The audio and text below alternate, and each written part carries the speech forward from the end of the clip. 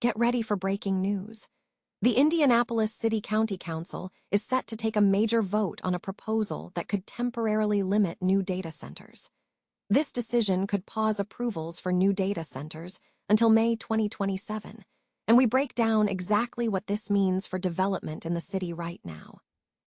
Tired of dropping your phone or struggling to hold it with one hand? The PopSocket's Pop Grip gives you a secure grip, works as a phone stand, and even lets you swap the top for a fresh new look. Simple, useful, and perfect for everyday phone use. Click the link in the comments to grab yours on Amazon. Next up, we look at the massive financial maneuvering happening in North Texas. CyrusOne is nearing a $1 billion refinancing deal tied to its existing data center buildings in Louisville, and we explore how this move is fueling their expansion plans across the entire region. We turn now to the labor front. Building trades unions are joining forces with big tech to push for the AI economy, and we investigate how these unions are aggressively securing jobs and confronting energy concerns on massive data center projects. And finally, the energy battle heats up in Pennsylvania. The Public Utility Commission has advanced guidance to protect ratepayers from surging data center demand, and we examine the new tariff model designed to keep electricity bills under control. Stay with us for the full story. Indianapolis City County Council is scheduled to vote on a proposal Monday regarding a temporary pause on the approval of new data centers. If the ordinance establishing this moratorium passes, city officials plan to urge the Metropolitan Development Commission to halt approvals for new data centers until May 7, 2027, or until the City County Council establishes more specific regulations for future projects. This action follows recent activity, with the Department of Metropolitan Development noting that 4 data center applications were submitted in the past year. 2 projects have received approval to proceed, one in the Martindale-Brightwood neighborhood and another in Decatur Township, while plans for facilities in Franklin and Pike Townships have been withdrawn by their developers. The debate surrounding these developments pits concerns over potential negative impacts on public health, the environment, and utility prices against arguments highlighting the potential for economic development for the city. District 13 Councilor Jesse Brown, a Democrat, introduced the temporary stay, advocating for a pause in pipeline developments. Brown suggested that developers should wait for clearer regulatory guidance before proceeding, referencing a precedent set by American Tower in Pike Township.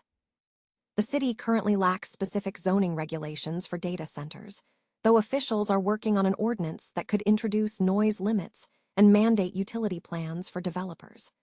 The proposal is slated for introduction at next month's City-County Council meeting and is expected to be voted on in July. The council meeting is set to begin at 7 p.m. at the City-County building on Monday. CyrusOne is poised to secure a significant financial injection with a nearly $1 billion refinancing deal targeting 2 of its existing data center properties in North Texas. According to CoStar News, the transaction, structured as a commercial mortgage-backed security, aims to replace existing debt with new financing backed by operational, fully leased buildings, thereby bolstering the value of CyrusOne's established assets. The core of this refinancing focuses on the DFW2 campus in Louisville, situated within the Technology Convergence Center. Furthermore, CyrusOne plans to expand this Louisville site by adding a 3rd building, anticipated to be a shell facility between 250,000 and 300,000 square feet to meet future data center demands. This financing strategy is integral to CyrusOne's broader expansion plan across North Texas. While the Louisville campus specializes in co-location services for enterprise clients, the company is heavily focused on growing its hyperscale data center presence in Allen, which has become a critical hub for cloud and AI infrastructure supporting major technology firms. By capitalizing on the stable, income-producing assets in Louisville, CyrusOne is effectively unlocking capital to fuel development in higher-growth markets like Allen. The refinancing is part of a wider regional build-out. CyrusOne is simultaneously advancing new projects in Fort Worth, including a campus designed to enhance power access through battery energy storage systems. These efforts, alongside other large-scale energy capacity developments further south of Dallas, underscore the surging demand for data infrastructure driven by artificial intelligence and cloud computing. North Texas is solidifying its position as a premier market for data center development, propelled by demographic growth, business expansion, and escalating digital infrastructure needs. For operators like CyrusOne, these financial maneuvers are crucial, enabling them to reinvest in new construction while maintaining a robust footprint in established markets, signaling continued growth for the region's role in the digital economy. Building trades unions are increasingly integrated with major technology companies as they drive the development of America's artificial intelligence economy. Unionized workers are central to massive data center projects, and the unions are aggressively working to recruit apprentices to meet the explosive demand. This alignment positions unions as allies to tech giants and tech-friendly government officials, reinforcing the narrative that the United States is engaged in a critical national security race against China for AI superiority. Unions have taken a proactive stance in addressing community concerns regarding data centers, confronting issues like energy shortages, rising utility costs, and noise.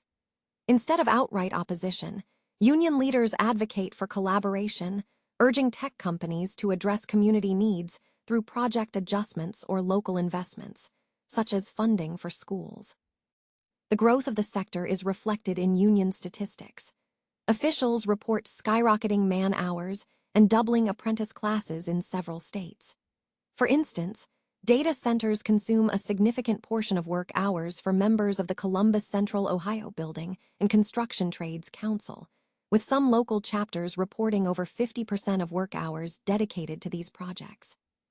The umbrella North America's building trades unions recorded a record number of members and apprentices in 2025, attributing this expansion to data centers, power plants, and federal legislation subsidizing semiconductor and EV battery factory construction. Tech giants are responding by investing heavily in workforce development. Companies like OpenAI and Google are partnering with unions, spending tens of millions on training programs and grants to expand the skilled trades pipeline. Sam Altman of OpenAI stated that highly skilled union construction workers are laying the foundation for the AI economy.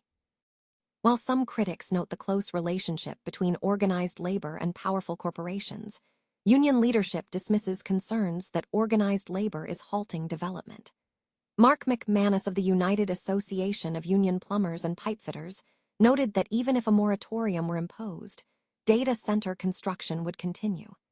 His union reports members working on over 90% of U.S. data center projects, indicating a dominant market share. Major projects, including those for Oracle and OpenAI in Michigan and Project Blue in Arizona, are underway. Furthermore, unions have successfully influenced state policy, opposing moratoriums and advocating for regulations such as energy supply requirements. However, the presence of unions in municipal meetings can sometimes lead to friction, with some residents reporting disrespectful behavior from union members. Despite these challenges, union representatives are often the only voices advocating for large-scale projects in local government settings. The Pennsylvania Public Utility Commission has advanced guidance aimed at protecting ratepayers from escalating energy demands driven by data centers, a sector experiencing explosive growth due to the acceleration of artificial intelligence.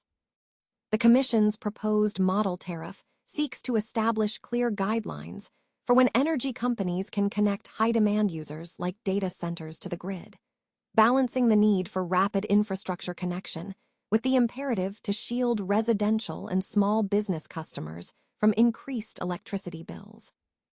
PJM interconnection has highlighted the surge in data center energy consumption as a key driver of rising electricity costs across the region. This pressure is evident in Pennsylvania, where residential utility shutoffs increased by 21% last year, and generation costs rose by 10 to 20% during parts of the previous year, largely attributed to capacity costs set by the grid operator. industry analysts and advocacy groups warn of potential risks. Elizabeth Marks of the Pennsylvania Utility Law Project noted that the increased generation costs are directly linked to data center load growth.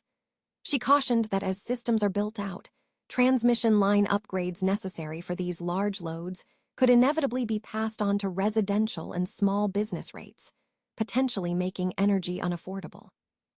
The PUC's model tariff defines large load customers as those requiring over 50 megawatts individually or 100 megawatts in aggregate. Key recommendations include imposing fees on developers who abandon contracts before distribution companies recoup investment costs, and requiring large load customers to contribute to universal service programs. Furthermore, the Commission approved amendments allowing large load customers to pursue their own infrastructure upgrades, where feasible, and mandating that electric distribution companies recover necessary transmission and distribution costs for large load interconnects, barring pre-existing plans.